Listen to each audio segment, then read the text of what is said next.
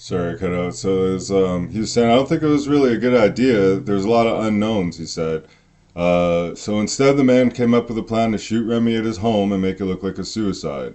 Then the plan changed when Tupin and Hintz realized there was no way to kill Remi without alerting his parents. Denis Jerome said option B would be to kill the parents and then burn down the house. So Tupin said, okay, we agree that we would do it.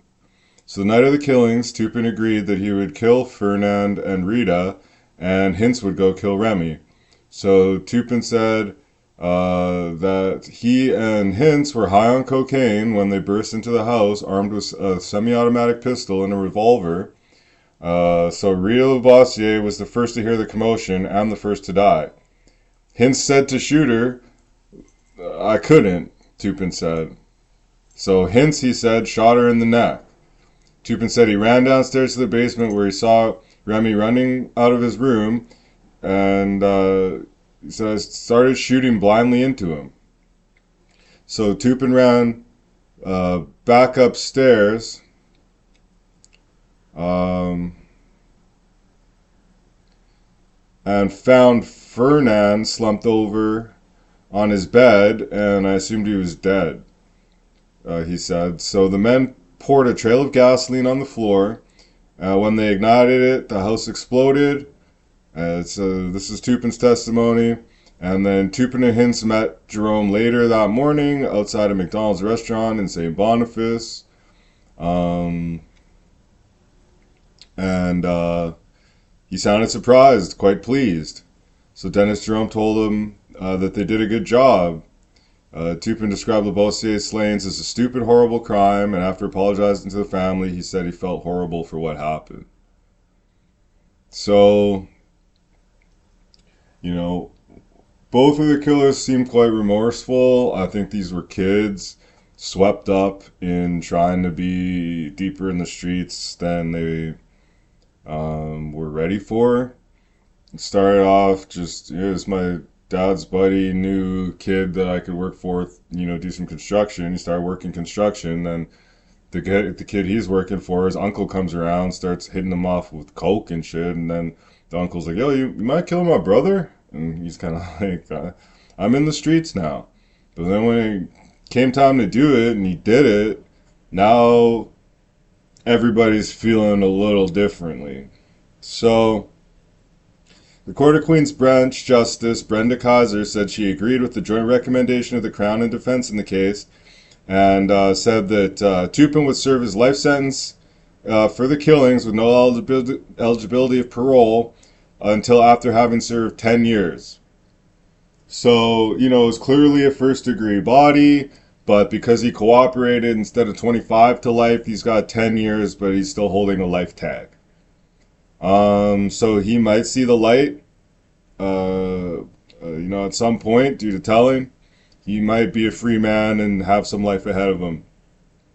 Tupin, whose family is also from the St. Leon area, kept his eyes fixed down during much of the sentencing. He offered a brief apology to the Labossiers for the murders, calling his role stupid and horrible. He just said, I felt horrible and wanted to die many times after, he said in a low voice.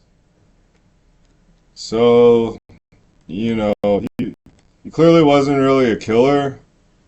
Not everybody that kills is a killer. Everybody's a killer, actually, I should say.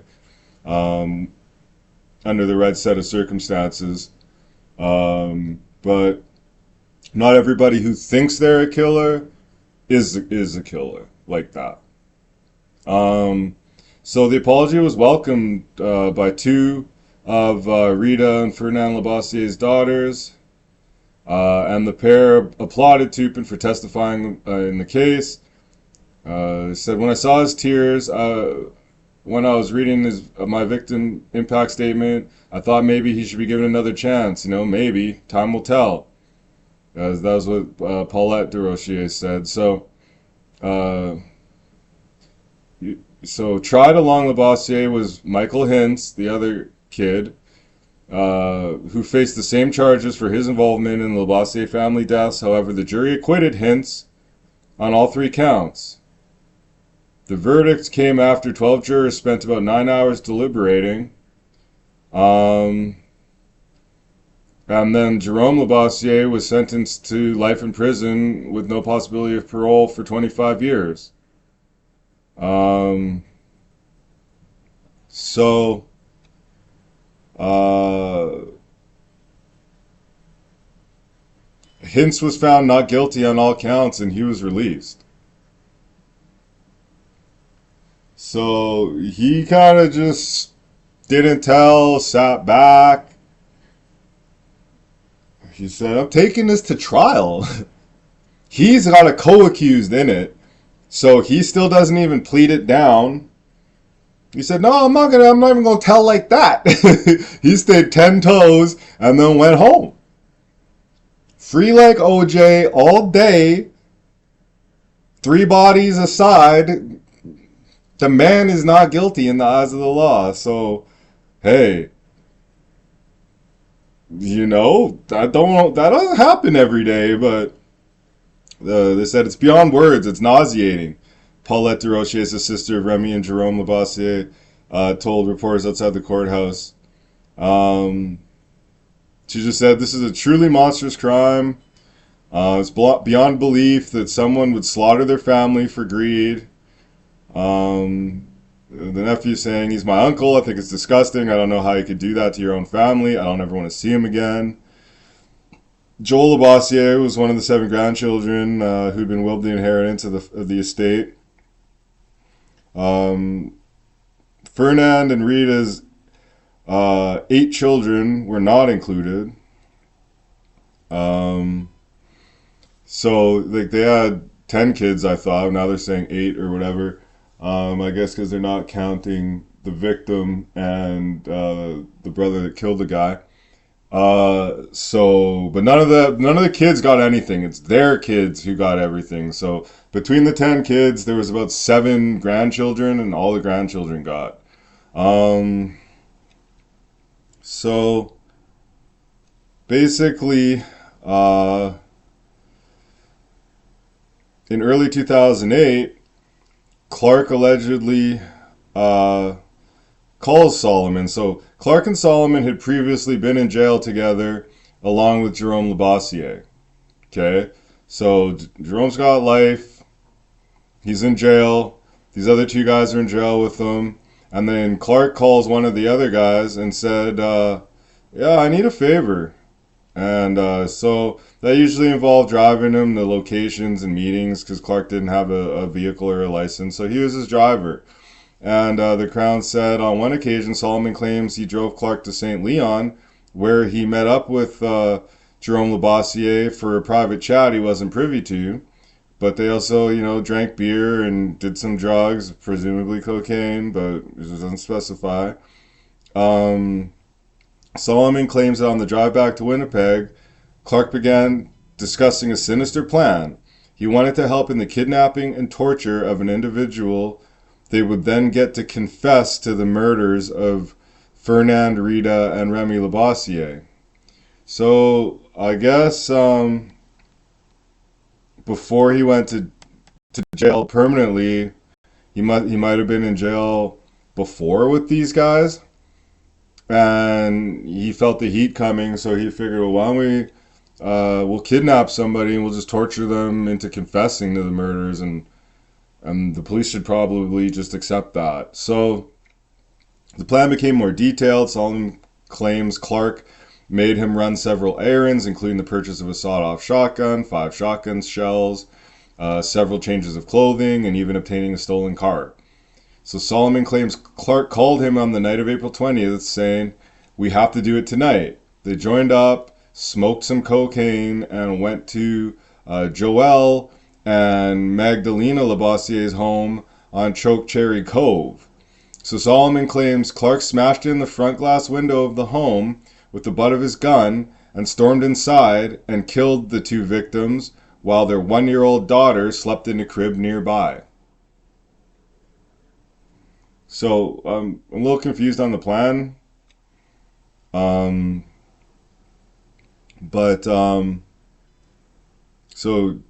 Joelle and Magdalena gets murdered right by their infant daughter in the same room.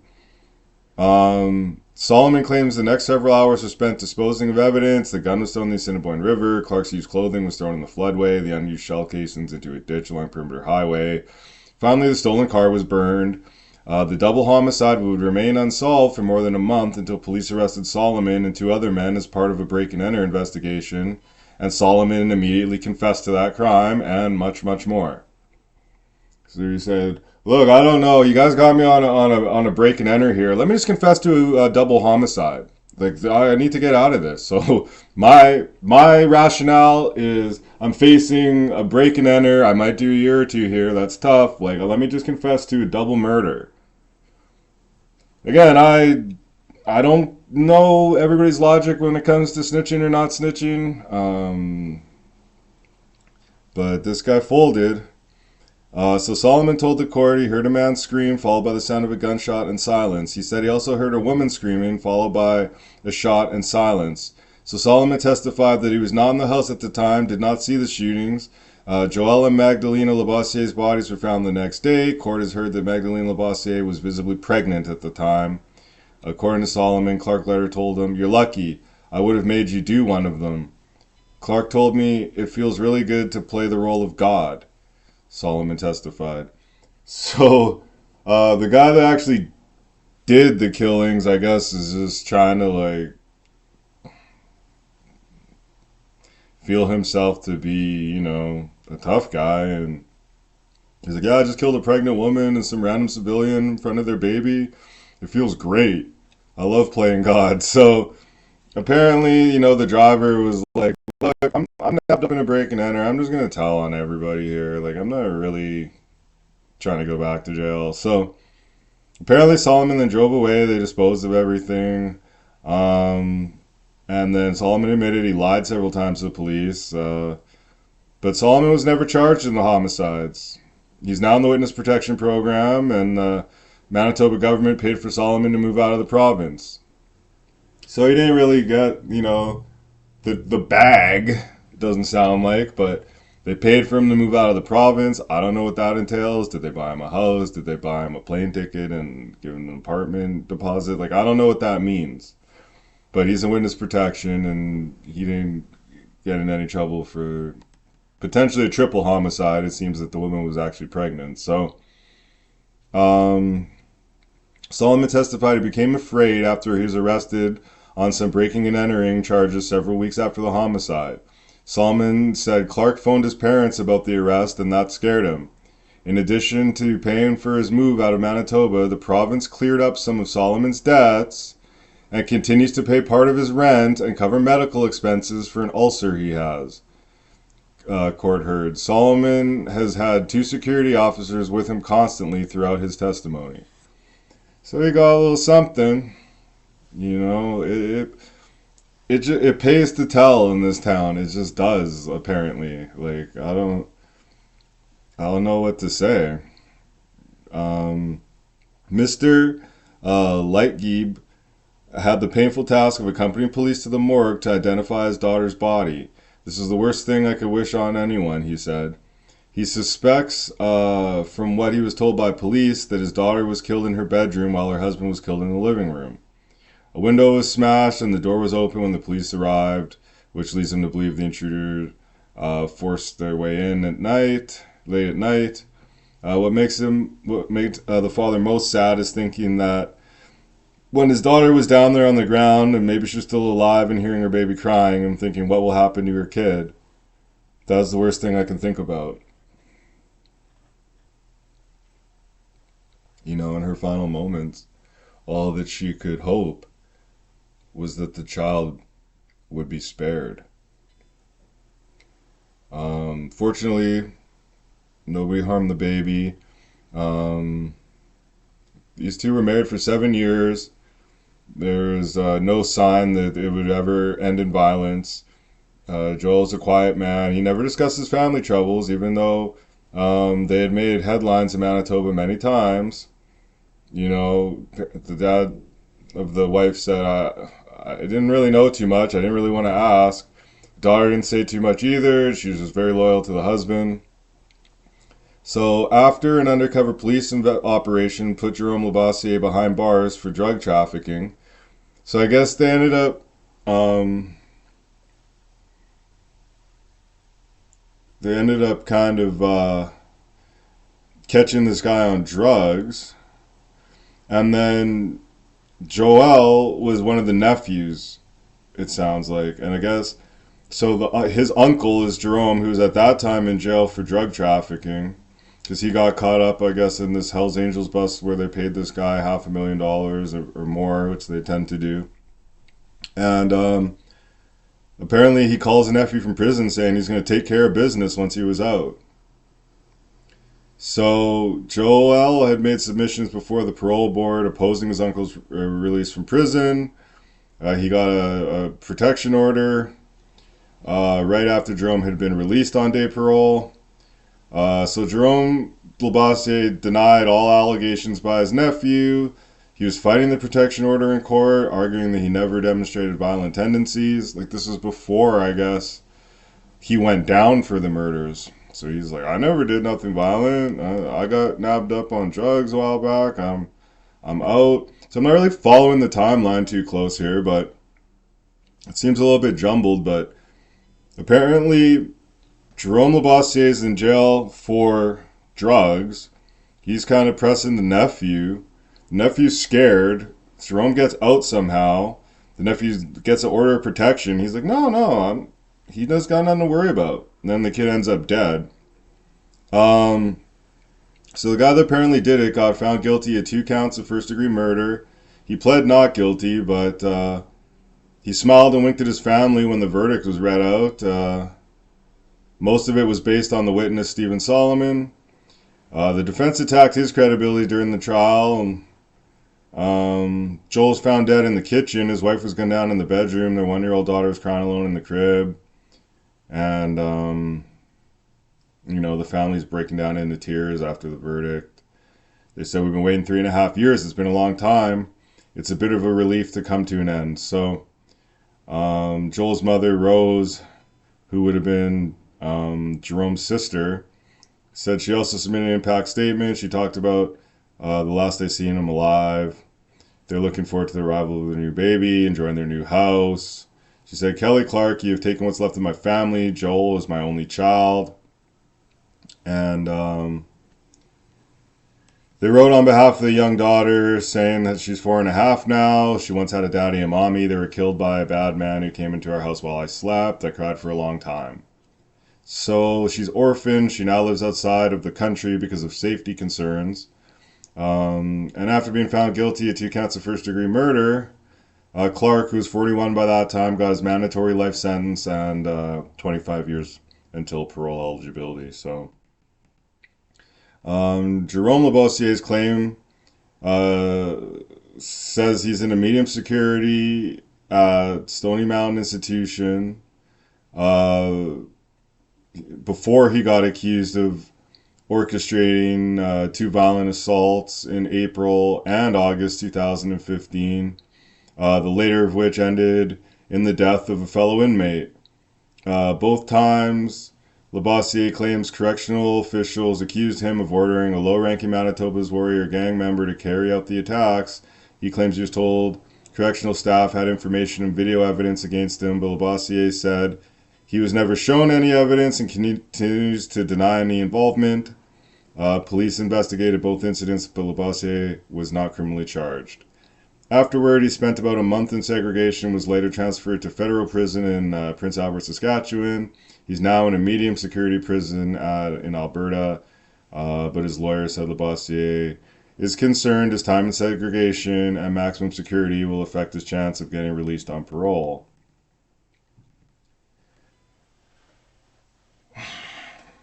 So, Canadian greed. Often farmers will give their land to their beneficiaries